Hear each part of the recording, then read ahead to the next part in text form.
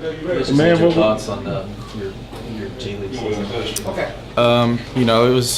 It was for sure adversity at the beginning, starting off in such a different situation, kind of low on the totem pole, really having to earn your way up, especially it being in a minor league system. Times get low for you, but I just remained humble as I've been throughout my whole career and just really hungry. And towards the end of the season, I started really hitting a stride. I averaged 16 points a game, 5 assists, and was shooting about 50% from three. Still good from the line. So just been able to show people not only am a shooter that I can make plays for others. I guess you said there was a low point sometime in that season. What was it, and how did you pull yourself out of it? Well, when you get up at 5 a.m. for a commercial flight, and then you go to the game and don't even play 2 seconds, that's when you're it's tough. But I had about 4 or 5 DNPs there in a short amount of time when we had a bunch of Grizzlies guys down and our two-way guys, so they were both guards, so they were getting a lot of minutes. So I was just at the end of that bench letting guys get rehab minutes, and that was the low time. But once we had a little adversity hit our team and a few guys got released, and that gave me my opportunity, and I think I seized it.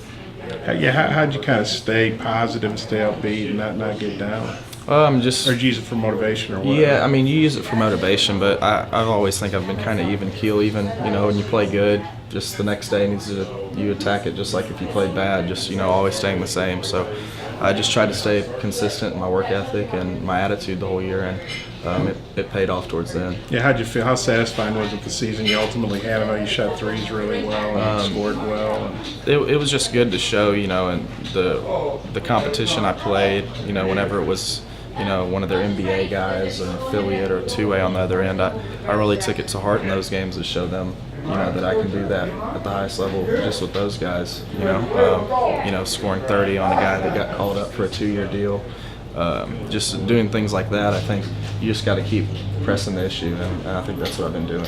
And you're playing in the basketball tournament too this summer. How excited are you for that? I'm excited. I think it's going to be really fun. It's a bunch of guys trying to win $2 million. So I think the stakes are really high. It's going to be super competitive. So I'm ready to see some old friends like Kai Madden and everybody, Jabril Durham, and get started and try and win some money. Have you talked to Jalen Barford at all since his combine trip?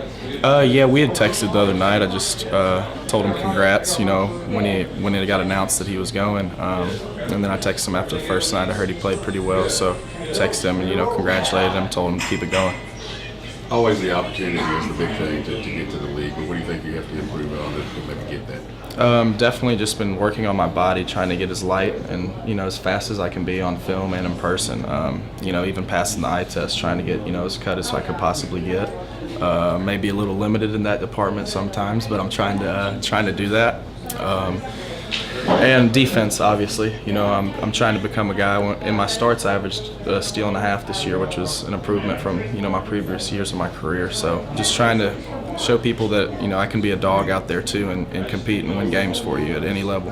What's your weight now, if you don't mind me asking? I'm at 196 right now. I'm trying to get to 190 pounds. Probably played some of my senior season at about 212 pounds due to injury and kind of not really practicing for the last 2 months of that season. It kind of got me a little heavy, and a lot of teams had questions about that. So I'm keeping my weight light and trying to sneak a few dunks here and there nowadays too.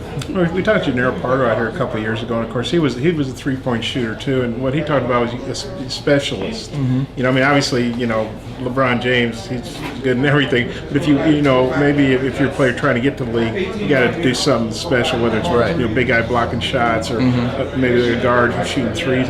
What do you feel can be your avenue to the NBA? I definitely think obviously with how the game's trending, 3-point shooting. I'll be ready. When my time comes to, if it is as a specialist, they say you're coming right here, get in the corner, and you're going to shoot 2 threes, and I'm going to be ready to do that. So I think that's going to be my top avenue to getting there. But hopefully it's one of those things where once I show that I can get it swung to me and attack a guy off the dribble, find another guy open, that my value keeps increasing.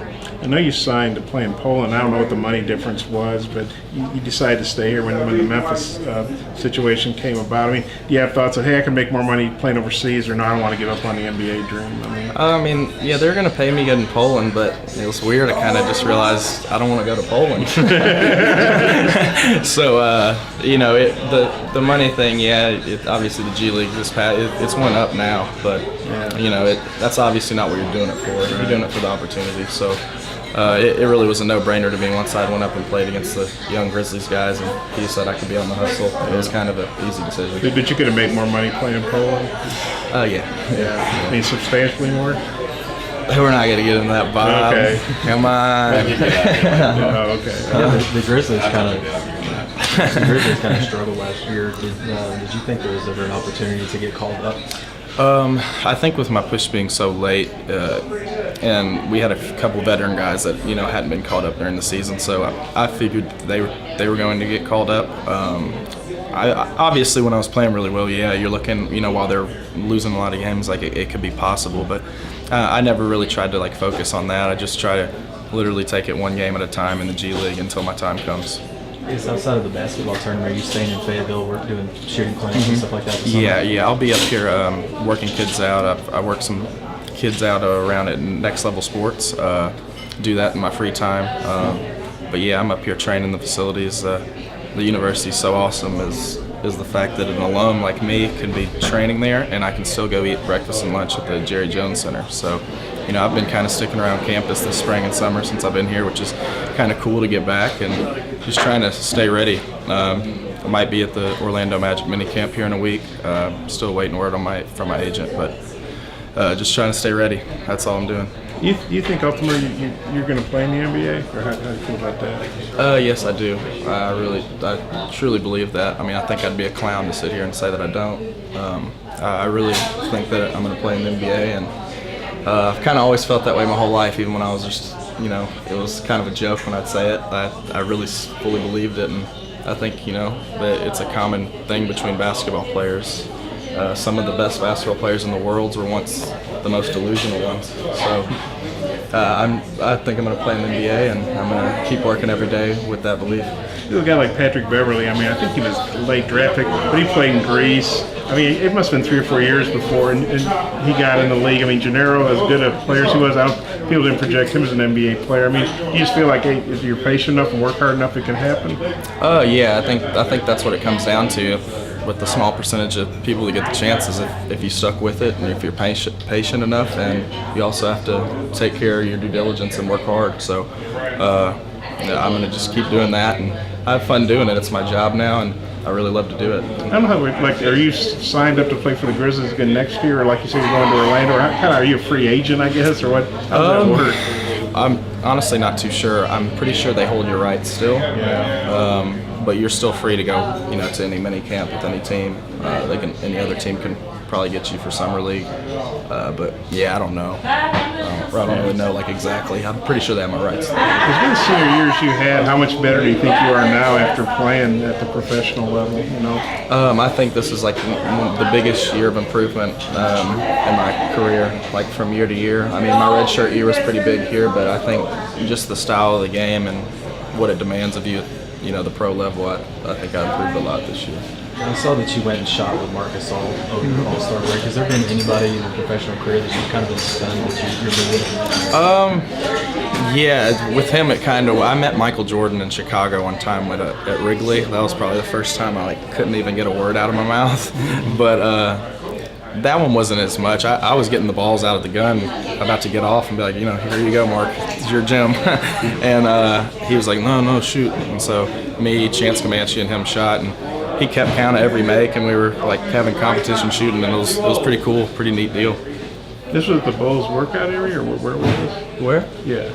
Wait, what? You said you and Jordan? Oh, no, I saw him at Wrigley when I was a kid. I was just saying that's when I was first time I was starstruck. I was so confused. I was like, Bulls. Yeah, sorry. No, it's all good, but that was a fun time shooting with Marcus Hall. And Bobby said you guys ran into each other a couple of times this year in Memphis. Yeah. And I mean, how well do you know Bobby? And, he obviously had a rough start to being suspended, but then he had a really nice season. Persevered pretty well. Yeah, he had a great season. It was fun to watch him grow. I'd always knew he could do this. I just think he was kind of hidden his first couple years in the league, and then once he got his time this year, I mean, his numbers and his minutes, the amount of minutes he played was amazing. I went and watched him when he played in Memphis. Hung out with him when I was in Chicago. We played the Windy City Bulls, and Jannero Pargo was one of the assistants there. But we hung out both those nights when I was in Chicago. We had a game when they played the Cavs that night, but we got together for dinner and stuff after. So I guess you redshirted Bobby's freshman year or sophomore? I was a red shirt his sophomore year. Yeah, that's kind of cool that there's just a connection there. I mean, that you guys you see each other on the road, you do stuff. I mean, is that just a Razorback connection? Oh yeah, I mean, me and Bobby, I played on my first team with Bobby. Sorry. Yeah, we played our first AAU team, maybe in second grade or third grade. Bobby, when was our first team together, BP? About third grade? Oh yeah, third grade. Know each other since third grade. That's a long way. He used to wear goggles back then. Did you see about his mama house? Yeah, that's pretty sweet. Yeah, what do you think about that? That's awesome. That's what it's all about. Getting that money and having a career like that, and knowing where you came from and being able to do that for your mom. That's special. I still look forward when my mom could come home and buy me lunch. So you and Bobby planning on working out with some of Arkansas's newcomers this summer? Say that one more time. You and Bobby planning on working out with some of Arkansas's newcomers this summer? I don't. Bobby, is going to be training in different places, but I'll be up here with Moses Kingsley, and I think Sonny Weems is going to be doing weights with us. We work out with Adam Petway up here. He's one of the best in the business, so we're going to be working out with him in the mornings, and then I'm sure trying to get some pickup action with some of the guys. When is it, or do you know when it is you're going to Orlando for that workout? I believe it's the 30th to the 2nd. I still have to wait confirmation. They told me a month ago, or told my agent, yes, but things change. They could have another guy come in, so I just keep my fingers crossed and hoping I'm there for the minicamp.